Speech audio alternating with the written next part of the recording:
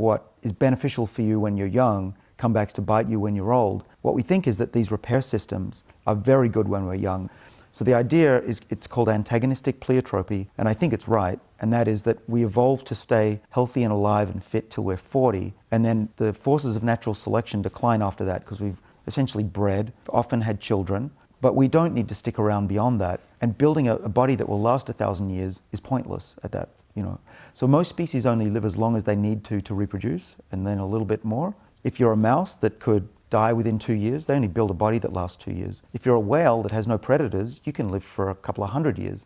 That makes more sense. Why does the whale live for a couple hundred years? Like, I would say it's pretty safe to say certainly at some point in our past we became a pretty clear apex predator. It's not that things couldn't take us out, but I mean, by and large, obviously look at how far we've come. They didn't.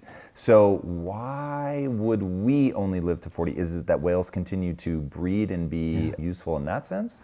So that's really super interesting, and very few people talk about this. The reason is that we were not at the apex of the food chain until recently. But in a world where we typically would die from starvation or from war, a lot of men didn't make it to 40 because of that. We were at the middle of the food chain. Only now we barely have a chance of dying before 70 or 80 unless we're unlucky.